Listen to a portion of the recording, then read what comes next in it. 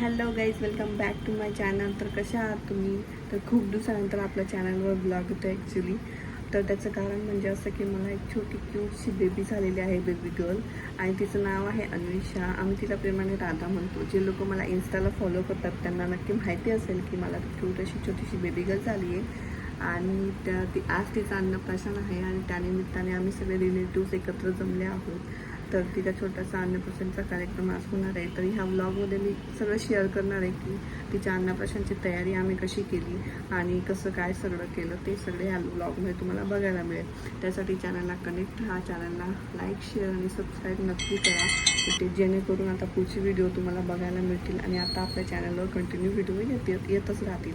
तर दुपारचं जेवण वगैरे म्हणजे फंक्शन तसा दुपारचा आहे, तर जेवण वगैरे करून आम्ही तयारीला लागू. तसं मी तुमच्यासोबत शेअर करीनच.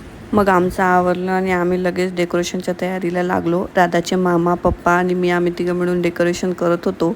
आणि डेकोरेशन करता करता राधा पण आली. आई तिला फिरवत होती. ती थोडी चिडचिड करत होती, त्यामुळे आई तिला घेऊन फिरत होती आणि छान एंटरटेन करत होती. तोवर आमची तयारी सुरू होती.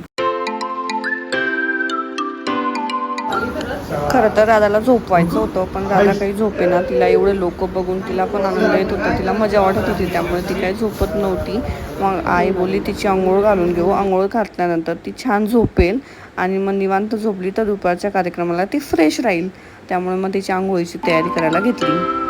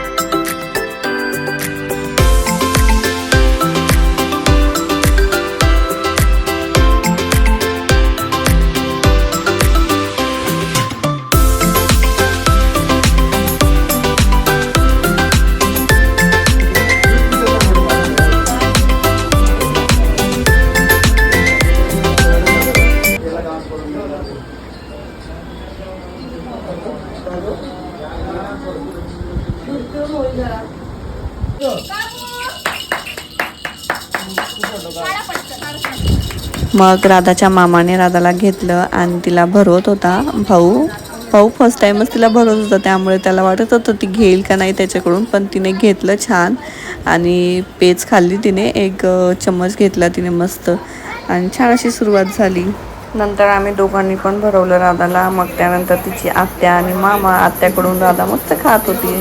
तिच्या आत्याला ती चांगली ओळखते, कारण तिच्या आत्या सॅटर्डे संडे तिला भेटायला येतच असतात.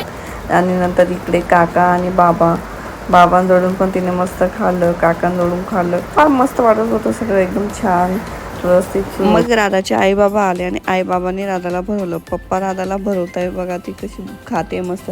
पण तिला ते ड्रेसचं फुलच हवं होतं, कारण ते तिच्या एकदम गळ्याशी येत होतं आणि तिला ते फुलच वाटत होतं की मला काहीतरी खायलाच मिळतं, त्याच्यामुळे ते त्याच्याचकडे लक्ष होतं जास्त करून.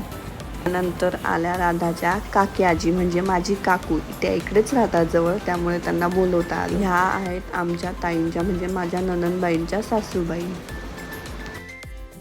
नंतर आली राधाची दिदी, म्हणजे माझ्या नंदेची मुलगी, राधाची मोठी बहीण. तिला भरवायचं होतं, त्यामुळे ती आली. पण राधाला दूध प्यायचं होतं, राधाला भूक लागली होती, त्यामुळे तिला दूध प्यायचं होतं. त्यानंतर राधाच्या दोन्ही मावशींनी तिला भरवलं. आणि आता नंतर राधा थोडी चिडकी झाली होती, त्यामुळे आम्ही स्टॉप घेतला. आणि आजचा व्लॉग तुम्हाला कसा वाटला मला नक्की सांगा. अन्नप्राशनचा व्लॉग, त्यासोबतच माझी फॅमिलीची ओळख पण मी तुम्हाला करून दिलेली आहे. तर कसं वाटलं मला नक्की सांगा. राधाच्या इन्स्टा आय डीला तुम्ही फॉलो करू शकतात. राधाचा इन्स्टा आय डी मी खाली मेन्शन करते. तिथे तुम्हाला अन्नप्राशनचे पार्ट 1 पार्ट 2 बघायला मिळतील आणि मिनी ब्लॉगमध्ये सुद्धा बघायला मिळतील. सो हा ब्लॉग मी इथेच एंड करते. भेटू एका नवीन ब्लॉगमध्ये लवकरच. तोपर्यंत चॅनलला लाईक, शेअर आणि सबस्क्राईब नक्की करा.